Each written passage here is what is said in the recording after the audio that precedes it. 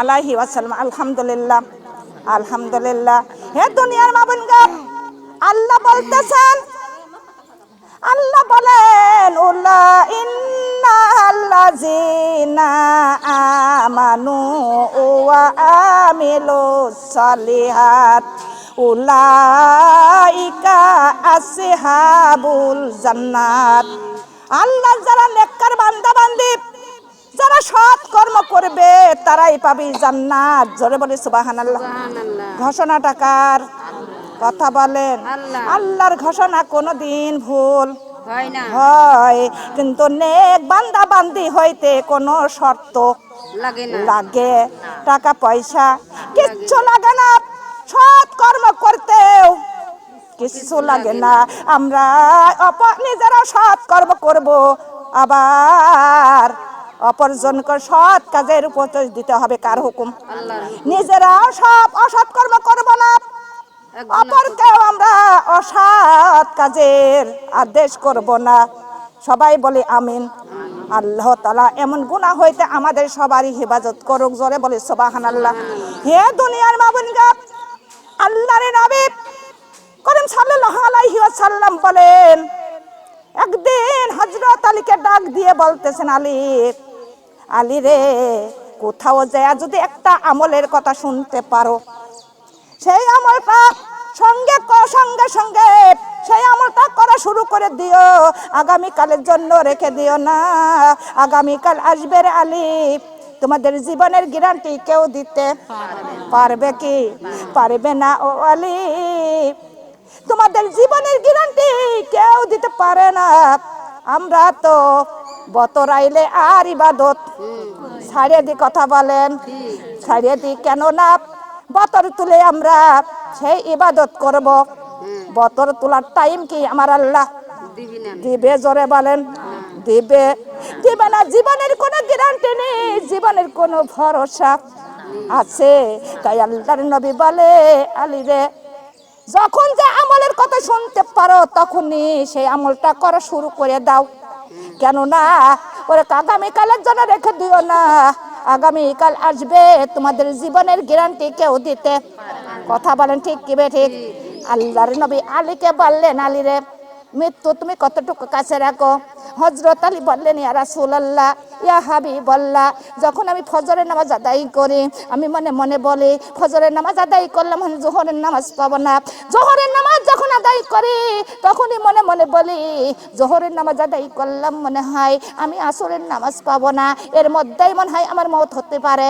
যখন আসরের নামাজ আদায় করে তখনও মনে মনে বলি, আসরের নামাজ আদায় করলাম, মনে হয় মাগরিব আসবে না, এর মধ্যেই মনে হয় মওত হতে পারে। মাগরিবের নামাজ যখন আদায় করি মনে মনে বলি, মাগরিবের নামাজ আদায় করলাম, আমার মনে হয় ইশারের নামাজ পাবো না, এর মধ্যেই মনে হয় মওত হতে পারে। ইশারের নামাজ যখন আদায় করি মনে মনে বলি, ইশারের নামাজ আদায় করলাম, মনে হয় ফজরের নামাজ আর পাবো না। কিন্তু আল্লাহর নবী বলতেছেন, আলী রে, নামাজের ফাঁকা আছে, মওতের কোনো ফাঁকা নাই। আলী শুনে নাও, নামাজের মধ্যে ডান দিকে সালাম ফেরানোর টাইম আল্লাহ দেয়, কিন্তু বাম পাশের সালাম ফেরানোর টাইমও দেয়। জোরে বলেন, দেয় না। মওত এমন জিনিস, ও মা গো, গোসল করার টাইমও, আহার করার টাইম দেয়, সফর করার টাইম দেয় না। এমনকি ছোট ছোট ছেলে মেয়ে বড় করার টাইম, সেই মত সামনে না পিছনে?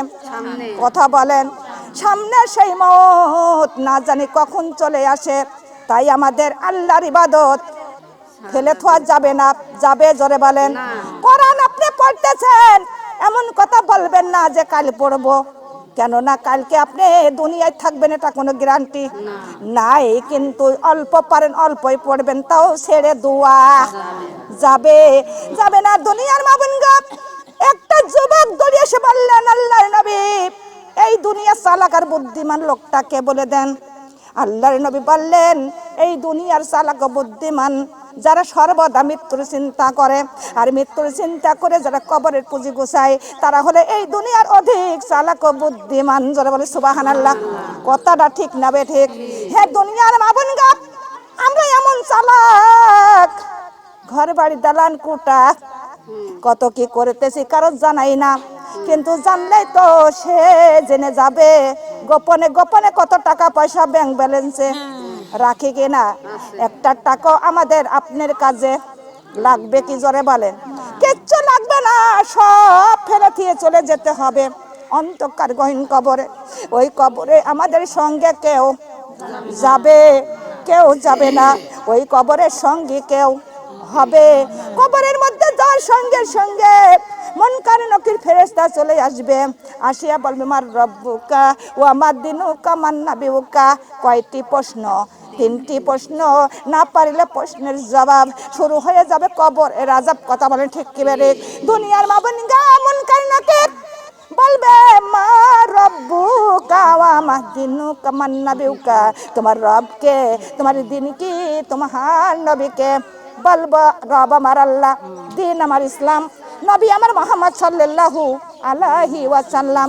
এ দুনিয়ার মা বোনগা প্রশ্ন করে চলে যাবে। চলে আসবে রুমন নামের একটি ফেরেশতা। রুমন নামের একটি ফেরেশতা, ফেরেশতা কবরের মধ্যে এসে কবরের ব্যক্তিকে যে জাগরন্ত করে তখন তুলবে, তুলিয়া বলবে হ্যাঁ কবরের বাসিন্দা, দুনিয়ার মধ্যে আল্লাহ তাআলার কতটুকু ইবাদত করছো আর কতটুকু সঙ্গে নিয়ে আসছো দেখাও। কবরের ব্যক্তি বলবে আপনি কি বলতেছেন কিছুই জানি না, বুঝি না। আবারও বলবে, তখনই বলবে আমার কাছে খাতা নাই, কলম নাই, নাই রে দতের কালি, কি দিয়ে আমি লিখে দিব? রোমান ফেরেশতা তখন কাপড়ের কাপড় কেটে খাতা বানাইয়া দিবে, হাতের আঙ্গুল কেটে কলম বানাইয়া দিবে, আর মুখের থুতু দিয়া দতের কালি বানাইয়া দিবেন। বানিয়ে দিয়ে বলবে এখন লেখা শুরু করো। তখন তিনি লেখা শুরু করে দিবে। দুনিয়ার মধ্যে যা করবেন তাই লেখা হয়ে যাবে। যদি খারাপ কাজ করেন খারাপ লেখা, আর ভালো করলে ভালো লেখা। যখন খারাপটা লেখা হয়ে যাবে রোমান ফেরেশতা ওই খাতাটা নিবে, নিয়ে একটা তাবিজ বানাইয়া ওই বেনামাজির ওই বৎকারের গলায় ঝুলাইয়া দিবে, ঝুলাইয়া দিয়ে চলে যাবে। এমন সময় আর একটা জন ওই কবরের মধ্যে প্রবেশ করবেন, তার নাক দিয়ে শিং ঝুলমুল ঝুলমুল করবে, তার চোখ দিয়ে কেতর পড়া থাকবে, তার গাও দিয়ে দুর্গন্ধ বেরোইতে থাকবে। এমন ভাবে রূপ চেহারা নিয়ে ওই কবরের মধ্যে প্রবেশ করবেন। কবরের ব্যক্তি তখনই বলবে তুমি কে, তোমার পরিচয় কি? তুমি আমার এই কবরে আসার সঙ্গে সঙ্গে আমার কবরটা তো দুর্গন্ধতে ভরে গেল, আমার এই কবরে এমন গন্ধ আমি থাকতে পারতেছি না। তখনই তিনি বলবেন কেন তোমার কবর ছাড়ব? তুমি আমার পরম বন্ধু, আমিও তোমার পরম বন্ধু। কবরের ব্যক্তি বলবে এমন বন্ধু আমার কোনো সময় দুনিয়ার মধ্যে কোথাও আমার নাই। তখন বলবে তুমি অস্বীকার করলে হবে না, কেননা দুনিয়ার মধ্যে তোমার আজান হয়ে যেত, আজান কানে শুনতে পেরে টিভি ছাড়িতে না, টিভির সামনে বসে থাকতে, সেই বদ আমলই হলাম আমি। এমনকি আজান হলো নামাজ আদায় না করে তুমি গীবতের মধ্যে বসে থাকতে, সেই বদ আমলগুলো হলাম আমি। এমনকি আজান শুনে তুমি নামাজ না আদায় করে তুমি ঝগড়ার মধ্যে থাকতে, সেই বদ আমলগুলো হলাম আমি। এমনকি রমজান মাসে তুমি সেই রোজা রাখতে না, তুমি হলে এমনকি খাওয়া দাওয়ার মধ্যে হাসি খুশিতে থাকতে, সেই বদ আমল গোলাম হলাম আমি। কিন্তু সেই বদ আমল তুমি কি স্বীকার করতে পারবে? কিন্তু না, স্বীকার করতে পারবে না। আমি তোমার সেই বদ আমল তোমার সঙ্গে এসেছি, থাকবো তোমার সঙ্গে একদিন না, 2 দিন না, কিয়ামত পর্যন্ত। জোরে বলে নাউজুবিল্লাহ। ওই কবরের মধ্যে তখন শীতের একটা দরজা, পথের দিকে একটা দরজা, তখন ওই পথের দিককার দরজাটা খুলে দেওয়া হবে। সঙ্গে সঙ্গে দরজা খুলে দিবে, ওই কবরের সঙ্গে সঙ্গে দোজকে দাও দাও আগুনের হাওয়া চলে আসবে। কবরের মধ্যে বৎকারের জন্য কবরের মধ্যেও দাও দাও করে আগুন জ্বলতে থাকবে। একটা না, 2টা না, 99টা সাপ এসে হাজির হয়ে যাবে। ওই কবরের মাটি চাপ দিতে থাকবে। ডান পাজরের হাড় গুঁড়ো গুঁড়ো করে বাম পাজরে দিয়ে দিবেন, বাম পাজরের হাড় গুঁড়ো গুঁড়ো করে ডান পাজরে দিয়ে দিবেন। সারা দেহ তছনছ হয়ে যাবে। চিৎকার করলে চিৎকার কেউ শুনবে? জোরে বলেন। কেউ শুনবে না, কেউ আগাবে না। দুনিয়ার মধ্যে যদি একজনের চিৎকার শুনে কত মানুষ ভিড় করে ফেলে ফেলে কিনা? জোরে বলেন। কত মানুষ ভিড় করে। কবরের মধ্যে চিল্লাচিল্লি করলে কোনো লাভ? কেউ আমাদের সামনে কেউ সাহায্য করতে পারবে? দুনিয়ার মধ্যে চিল্লাচিল্লি করলে মানুষ ভিড় করে, এমনকি কথার মাধ্যমেও সান্ত্বনা দেয় কিনা?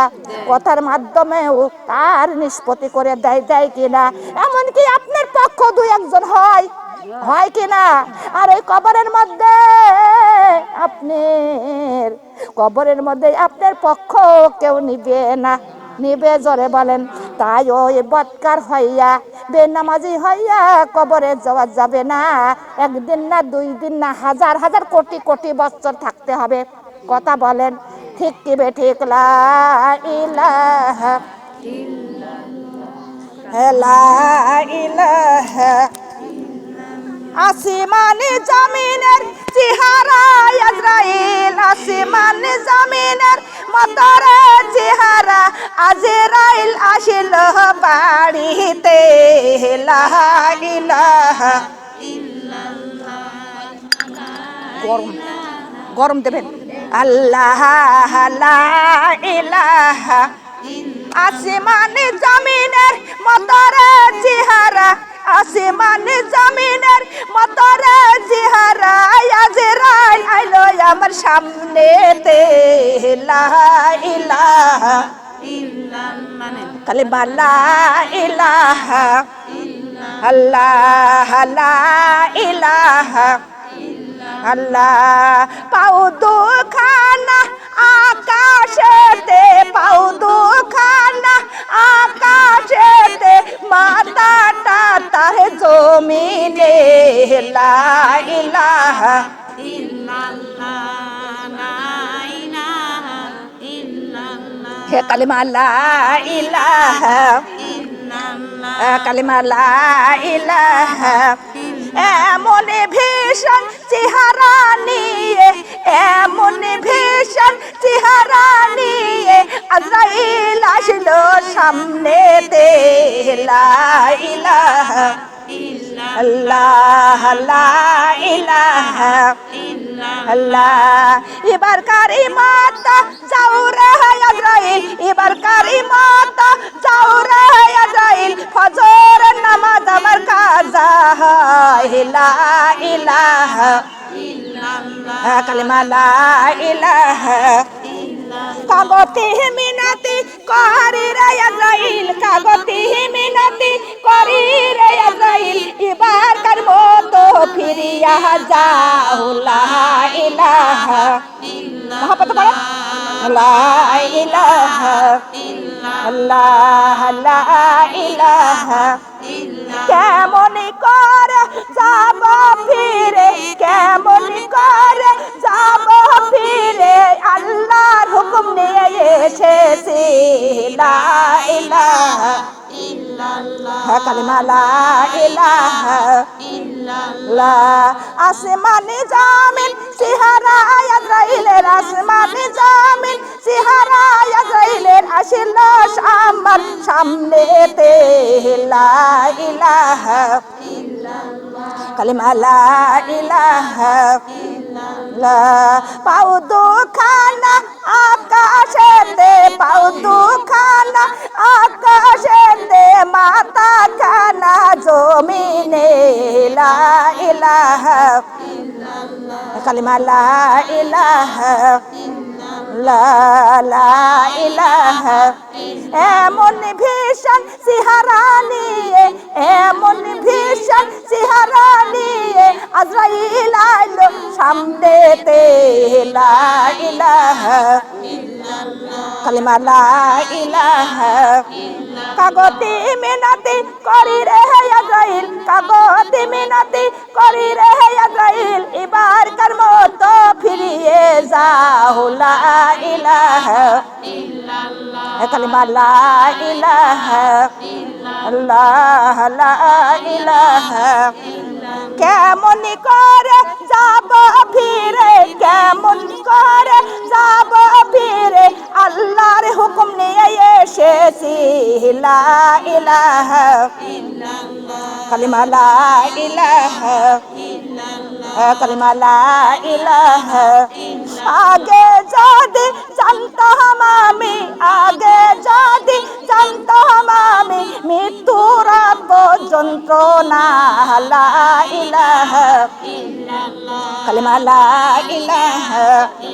আগে যদি জানতাম আমি আগে যদি জানতাম আমি মৃত্যুর কতই যন্ত্রণা লা ইলাহা ইল্লাল্লাহ কালিমা লা ইলাহা হাতের কাম হেতে রাগে হাতের কাম হাতে রাগে নামাজ রোজা ছাড়তাম না লা ইলাহা ইল্লাল্লাহ কালিমা লা ইলাহা হাতের কাজ হাতে রাগে হাতের কাজ হাতে রাগে নবীজির কালিমা ছাড়তাম না লা ইলাহা ইল্লাল্লাহ কালিমা লা ইলাহা কালিমা লা ইলাহা ইল্লাল্লাহু মুহাম্মাদুর রাসূলুল্লাহ সাল্লাল্লাহু আলাইহি ওয়াসাল্লাম আলহামদুলিল্লাহ আজরাইল এসে কি আবার ফেরত যাবে জোরে বলেন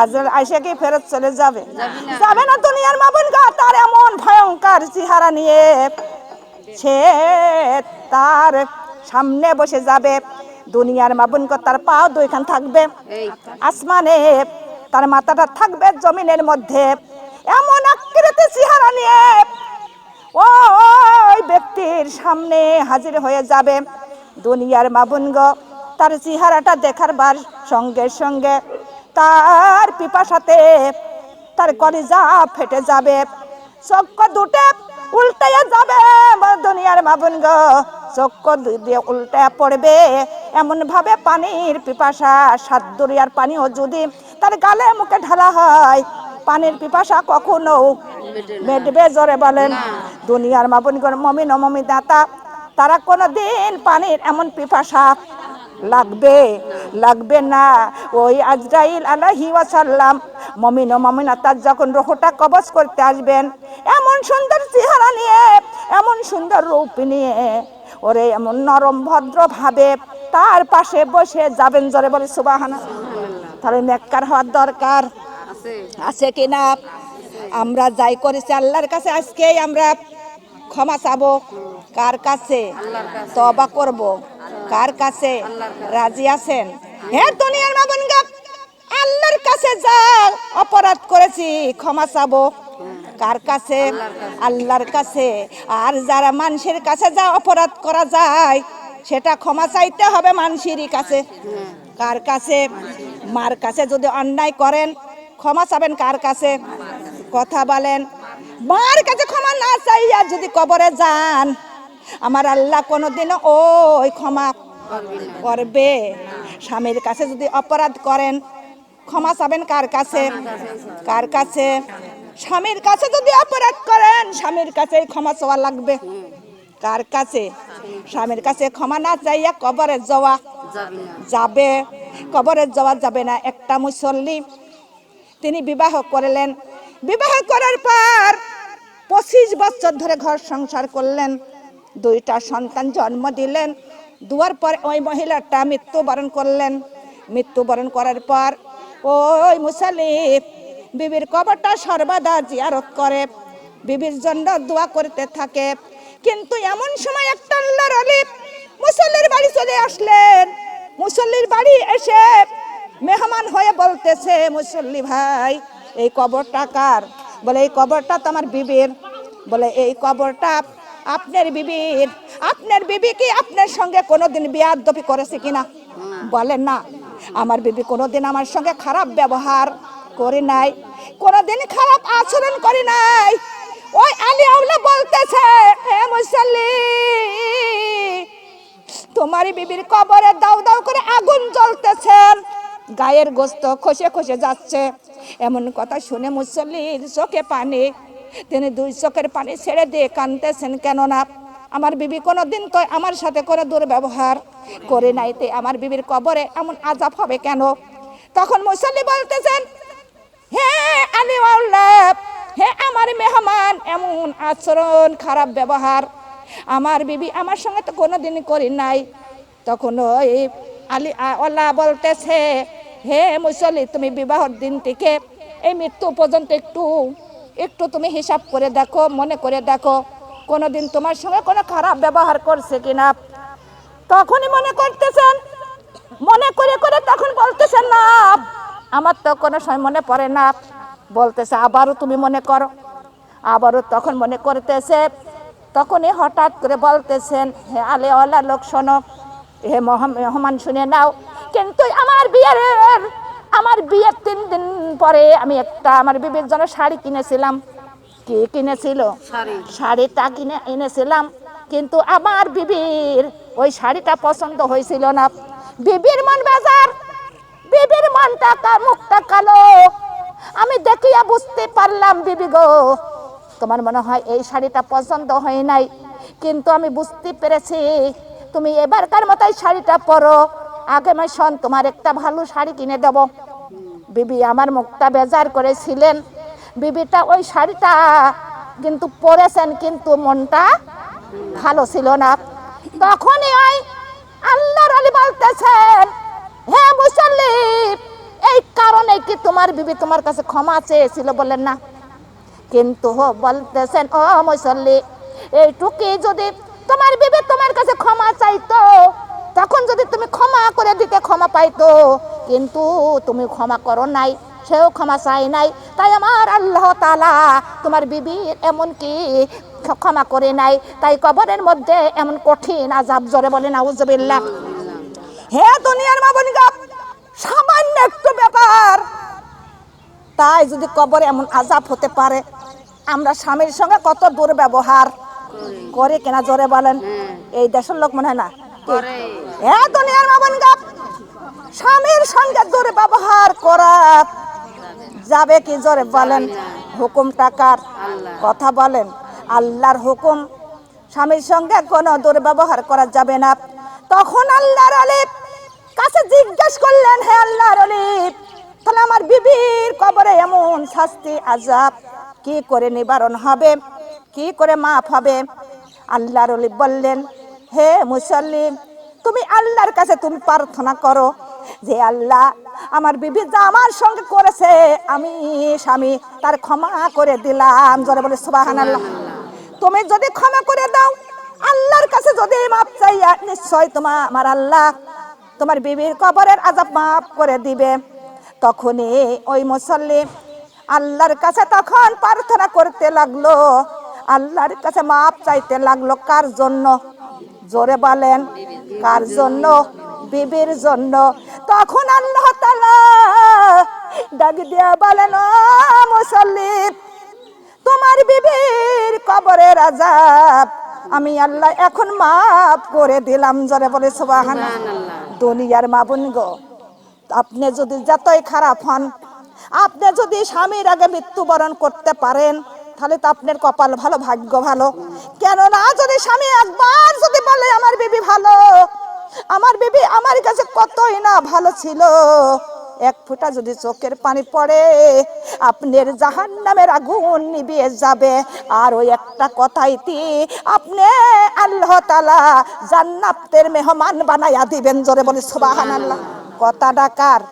কথা বলেন। প্রথম খুশি করব কার? কার? আল্লাহর খুশি করব প্রথম, দ্বিতীয়বার খুশি করব স্বামীর। কার? জোরে বলেন। রাজি আছেন? কথা বলেন। আমরা যদি আল্লাহর যদি অন্যায় করে থাকি, স্বামীর কাছে আজকেই ক্ষমা চাবো। রাজি আছেন কিনা? কিডা কিডা রাজি? হাত তুলে দেখান তো, কিডা কিডা? যাদের স্বামী আছে হাত তুলে দেখান, কিডা কিডা? স্বামীর কাছে আমরা ক্ষমা না আছে কবরে পাও রাখবো না। সবাই বলে আমিন। আমিন। কথা বলেন ঠিক কি ঠিক কথা? ঠিক। স্বামীর কাছে আমরা ক্ষমা আছে কবরে পাও রাখবো না, আমরা সবাই ক্ষমা চেয়ে নেবো ইনশাআল্লাহ। হে দুনিয়ার মা বোনগণ, স্বামীর হুকুম মানতে হবে। আল্লাহ বলেন, আল্লাহ বলেছেন, হে আমার বান্দা বান্দিরা, নারীরা গণ শুনে নাও, হে নারীগণ শুনে নাও, সিজদা করতে বলেছে আমার আল্লাহ। আল্লাহর কার সিজদা?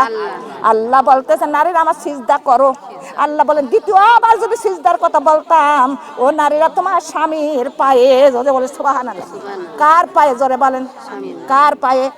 কত স্বামী স্ত্রীর মধ্যে সাপ আর বেজি সম্পর্ক আছে কিনা জোরে বলেন? এই দেশে মনে হয় নাই না?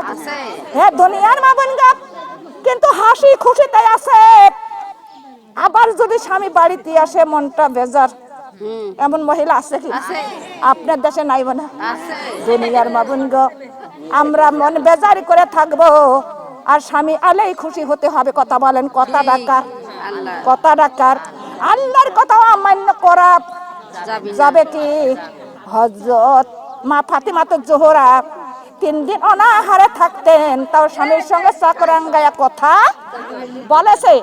কথা বলেন, স্বামীর সঙ্গে চক্রাঙ্গায় কথা বলেন নাই। স্বামীর কাছে কোনোদিন তিনি শাড়ির কোন খাবারের আবদারও করে নাই, কিডা করে নাই। মা ফাতিমা জোহরা, তার আদেশ আমাদের মানার দরকার আছে কিনা? আল্লাহর নবী বললেন, ও মা জননী, তোমার যার সঙ্গে বিয়া দিচ্ছে, বিবাহ দিচ্ছে, কিন্তু তিনি হযরত আলী, তার কাছে মা একটা টাকা পয়সা কিছু নাই, কিন্তু তুমি পেটে পাথর বেঁধে থাকিও গো মা, তাও আলীর কাছে কোনোদিন খানা চাইবা না। কার হুকুম? জোরে বলে আল্লাহর হুকুম। মা ফাতিমা জোহরাকে বললেন, মা গো, তোমার যদি শাড়ি পণ্যের বস্ত্র যদি ছিঁড়ে যায়, তুমি ঘরের মধ্যে বসে থাকবা মা, একটা কম্বল গায়ে দিয়ে, খেতা গায়ে দিয়ে, তাও তুমি আমার আলীর কাছে একটা বস্ত্রের আবদার করবা না। কার কথা? জোরে বলেন। আমার আল্লাহর নবী মুহাম্মদ সাল্লাল্লাহু আলাইহি ওয়াসাল্লাম ঘোষণা দিলেন, ও মা শুনে নাও, যে নারীর উপরে যার স্বামী খুশি থাকেন, সেই নারী নিশ্চয় জান্নাতি হয়ে যাবে। জোরে বলি সুবহানাল্লাহ। আমাদের জান্নাত কোথায়? কথা বলেন, জান্নাতটা কোথায়? জান্নাত তো আমাদের মধ্যেই। কথা বলেন ঠিক কি ঠিক? কালিমা লা ইলাহা ইল্লাল্লাহ, কালিমা লা ইলাহা ঠান্ডা, লা ইলাহা আল্লাহ। দেহ কলম ঝাজরা ঝাজরা, দেহ কলম ঝাজরা ঝাজরা, অন্তর পুরা করলাম সাই, কবরেতে যাইয়া দেখি সঙ্গে আমার আমল নাই, কবরেতে যাইয়া দেখি পাশে আমার আমল নাই। কালিমা লা ইলাহা ইল্লাল্লাহ, লা ইলাহা ইল্লাল্লাহ। দেহ করলাম ঝাজরা ঝাজরা, দেহ করলাম ঝাজরা ঝাজরা, অন্তর পুরা করলাম সাই, কবরেতে যাইয়া দেখি সঙ্গে আমার আমল নাই, কবরেতে যাইয়া দেখি আল্লাহ আমার পাশে নাই। লা ইলাহা ইল্লাল্লাহ, লা ইলাহা ইল্লাল্লাহ। দেহ কলম ঝাজরা ঝাজরা, দেহ কলম ঝাজরা ঝাজরা, অন্তর পুরাই আমি করলাম ছাই, হাসরেতে যাইয়া দেখি নামাজ আমার পাশে নাই, হাসরেতে যাইয়া দেখি রাসূল আমার সঙ্গে নাই। লা ইলাহা ইল্লাল্লাহ, কালিমা লা ইলাহা ইল্লাল্লাহ।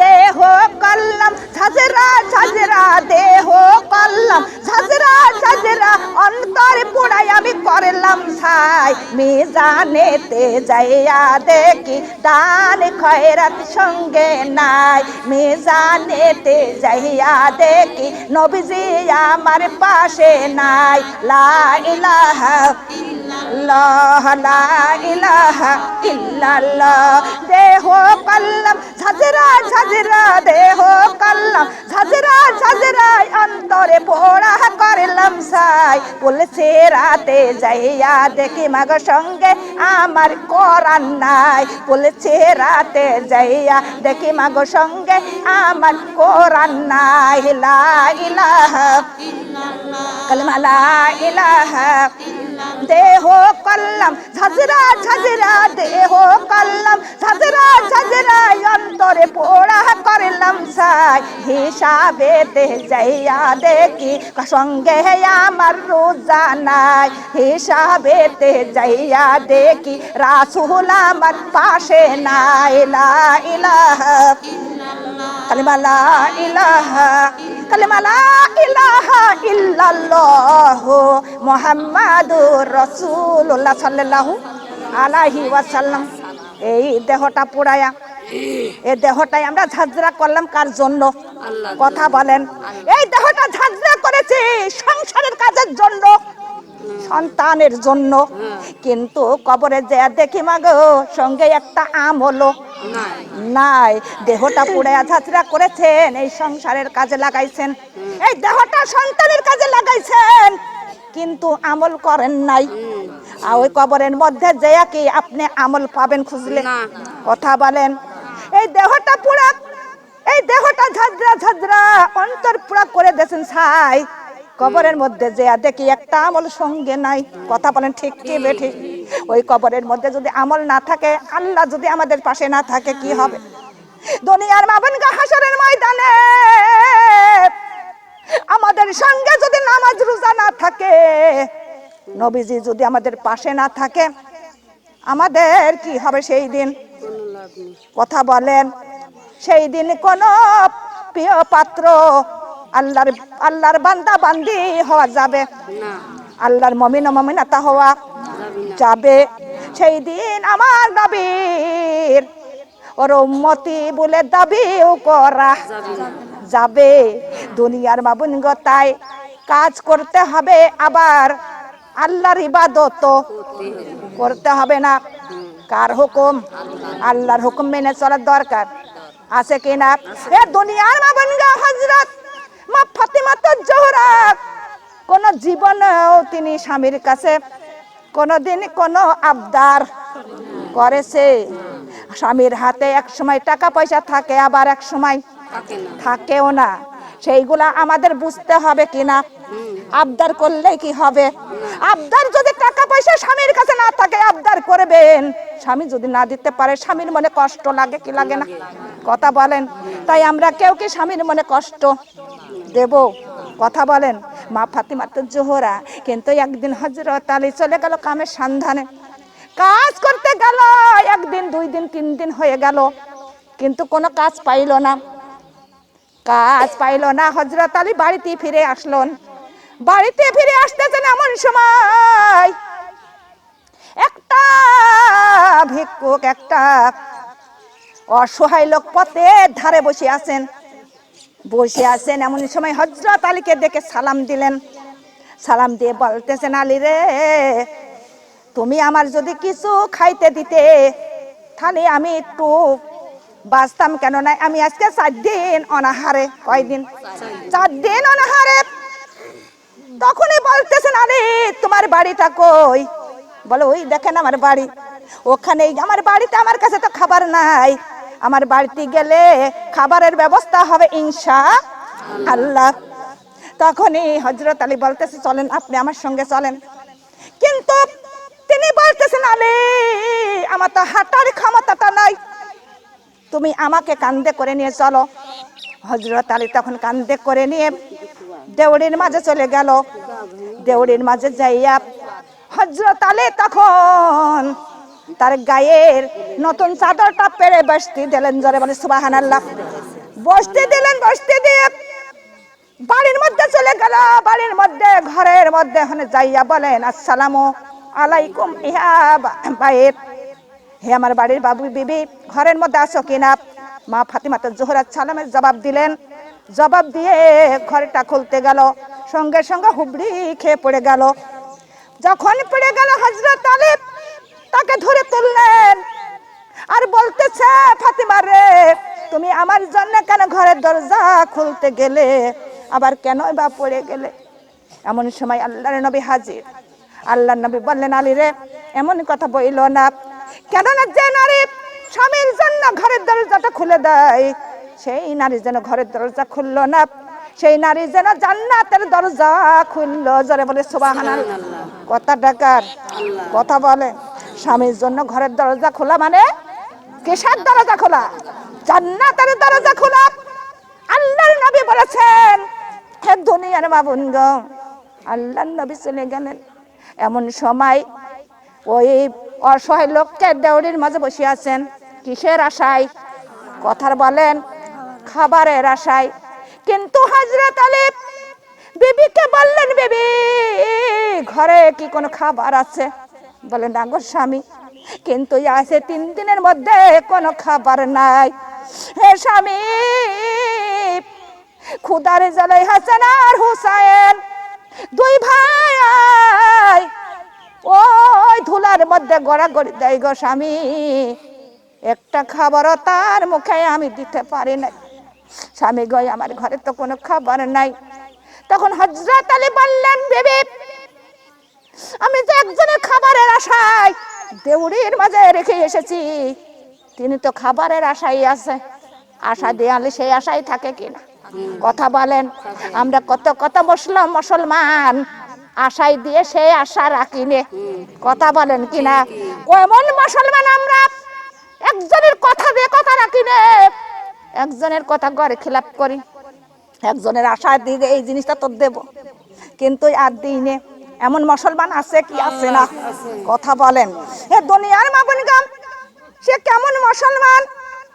হযরত আলী তখন হাসরের কথা, তখন কোরআনের কথা তার চোখের উপরে ভেসে আসলেন।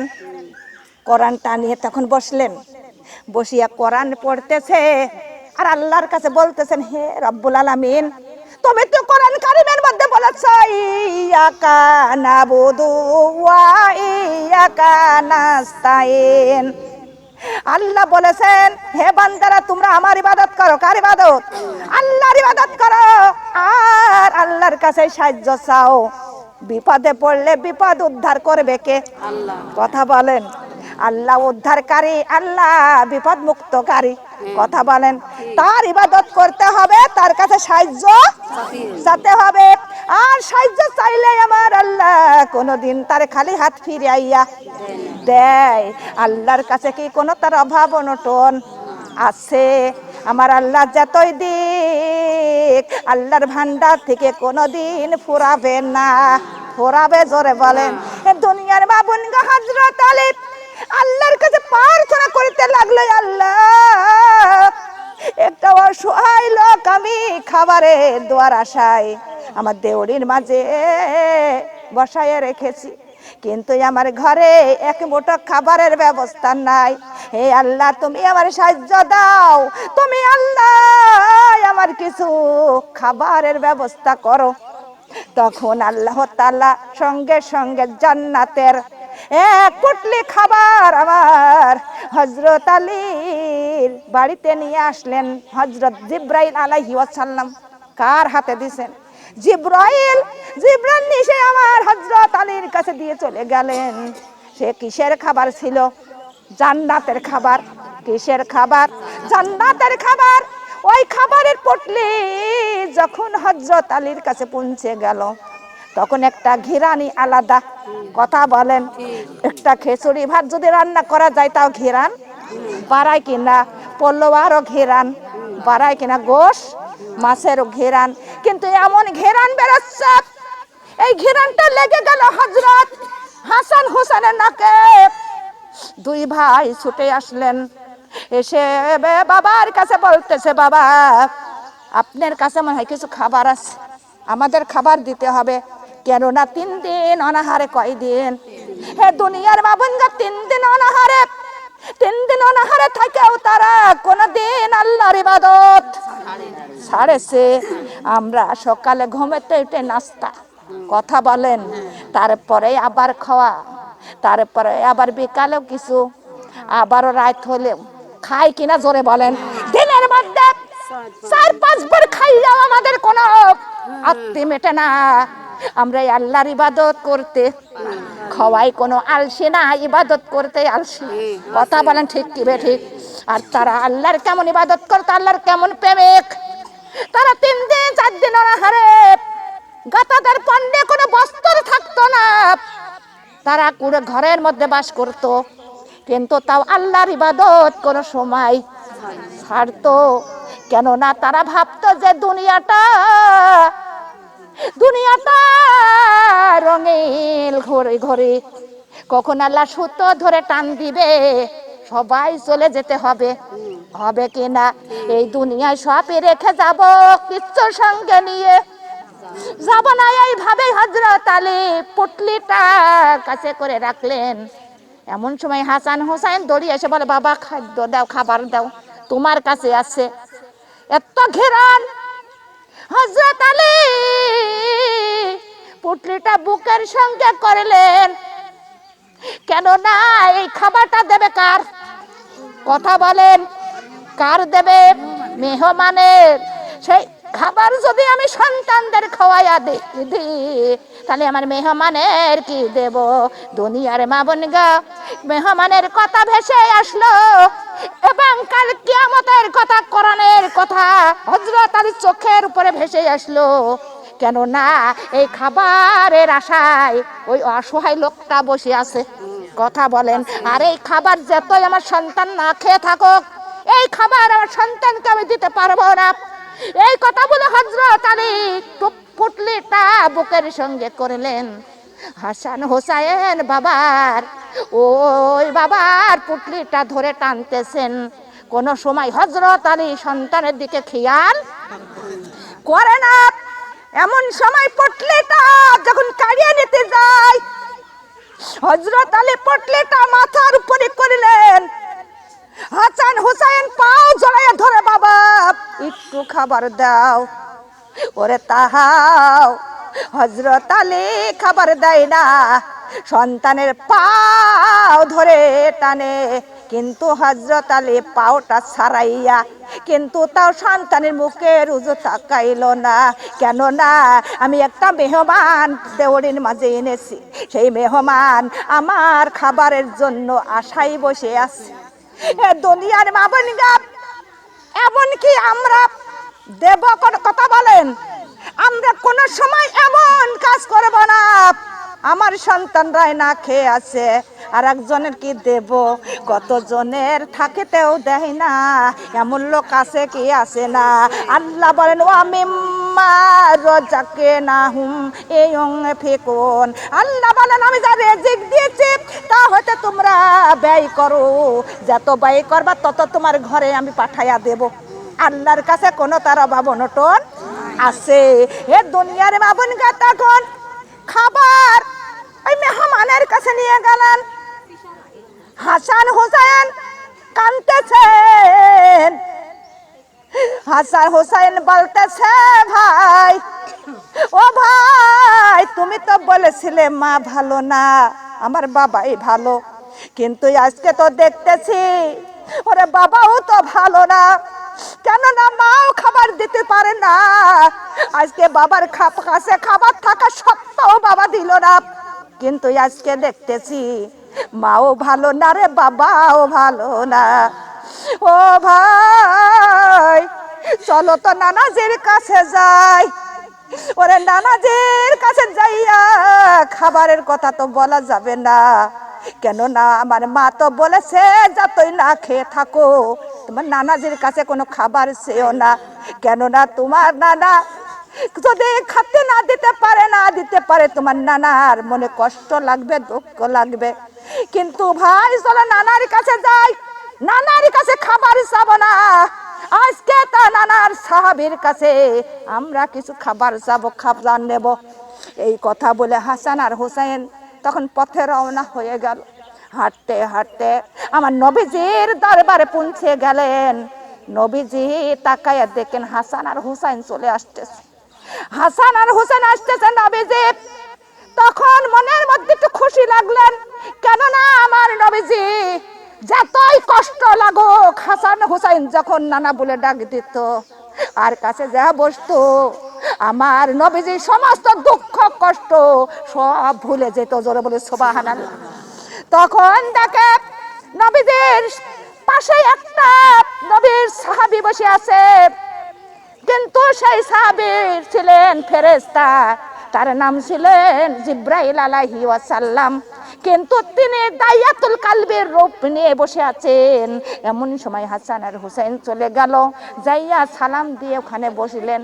বসিয়া বলতেছে, নানু ভাই আপনার কাছে আজকে আমরা খাবার চাইব না, নানা গো আজকে আপনার সাহাবী ছাড়ব না, আপনার সাহাবীর কাছ থেকে আমরা আজকে কিছু খাবার খাইব, কেননা নানা গো আজ 3 দিন অনাহারে আছি।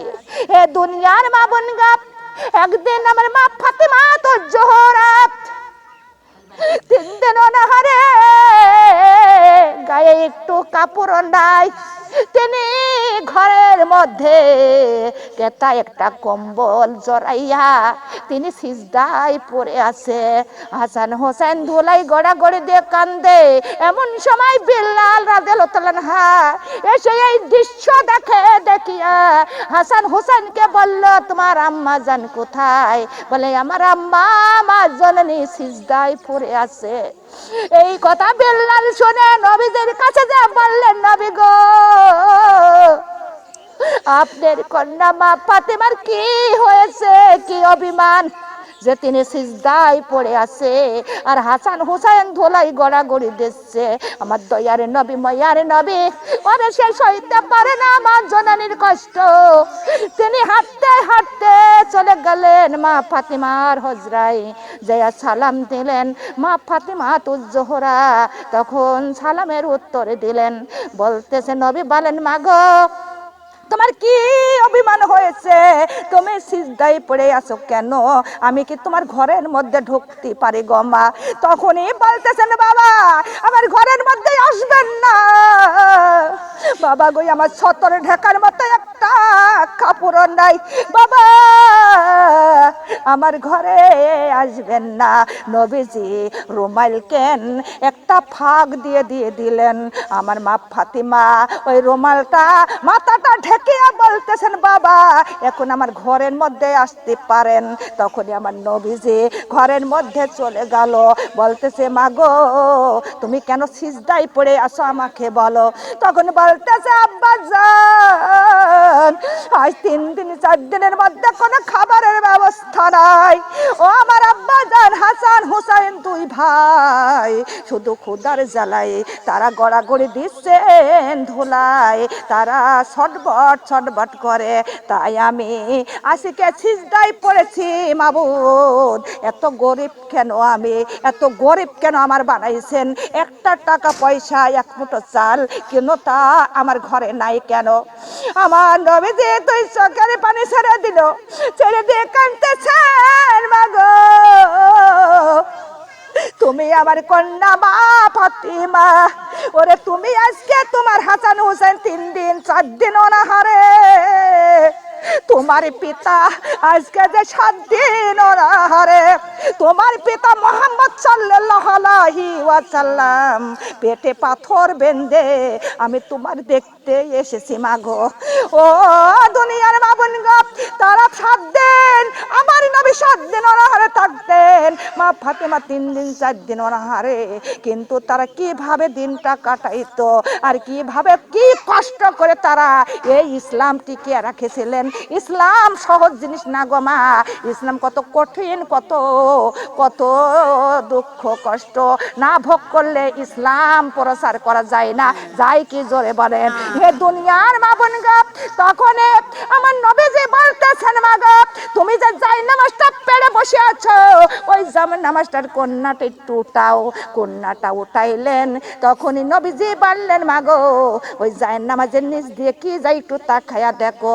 তখন ওই জায়ের নামাজটা নিচ দিয়ে দেখতে লাগলো, স্বর্ণের হীরা মুক্তা রূপার শোধ বয়ে বয়ে যাচ্ছে। তখন নবীজি বললেন মাগো তুমি কি দেখতে পারলে? তখনই মা ফাতেমা বললেন আব্বা জান আমি দেখতে পারলাম কত সোনা হীরা মুক্তার শোধ ওই জায়ের নামাজের নিচ দিয়ে বেয়ে বেয়ে যাচ্ছে। নবীজি বললেন মাগো তোমার ইচ্ছা মতো তুমি ওই স্বর্ণগুলো তুলে নাও, সেই স্বর্ণ দিয়ে তোমার বাড়ি ঘর দূর হয়ে যাবে, তোমার প্রাসাদ হয়ে যাবে, তোমার কোনোদিন কোনো তার অভাব অনটন থাকবে না। ও মা শুনে নাও, দুনিয়ার ঘরে বাড়ি ভালো না গো মা, এই দুনিয়ার সুখ শান্তি ভালো নাই মা। মাগো আখেরাতের সুখ শান্তি ভালো। মাগো আমি একটা সুসংবাদ দিই, আমার মা ফাতেমা বলেন আব্বাজান বলেন। তখন নবীজি বললেন মাগো তুমি হবে সারা জাহানের নারীদের সরদার, তুমি মাগো হবে জান্নাতের সরদার। মাগো তোমার হাতে থাকবে জান্নাতের চাবি। জোরে জোরে বলি সুবহানাল্লাহ, লা ইলাহা লা ইলাহা ইল্লাল্লাহ। নবীর বেটি ফাতেমা, নবীর বেটি মা, জান্নাতের চাবি মাগো দাও না, জান্নাতের চাবি মাগো না। ফজরের নামাজ পড়ানি তুমি, জোহরের নামাজ পড়ানি, জান্নাতের চাবি আমার কাছে নি। লা ইলাহা ইল্লাল্লাহ, কালিমা লা ইলাহা ইল্লাল্লাহ। নবীর বেটি ফাতেমা, নবীর বেটি ফাতেমা, বেহেশতের চাবি খানা দাও না, বেহেশতের চাবি খানা দাও না। আসুরের নামাজ পড়া নাই, মাগরিবের নামাজ পড়া নাই, জান্নাতের চাবি আমার হাতে নাই। লা ইলাহা ইল্লাল্লাহ, কালিমা লা ইলাহা ইল্লাল্লাহ। নবীর বেটি ফাতেমা, নবীর বেটি ফাতেমা, জান্নাতের চাবি মাগো দাও না, বেহেশতের চাবি মাগো না। ইশারের নামাজ পড়া নাই, তাহাজ্জুদের নামাজ পড়া নাই, জান্নাতের চাবি আমার আছে লাই না। লা ইলাহা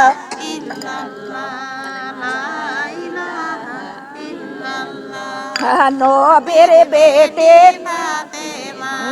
বেহেশতের চাবি দাও না, নবীর বেটি জান্নাতের চাবি মাগো দাও না।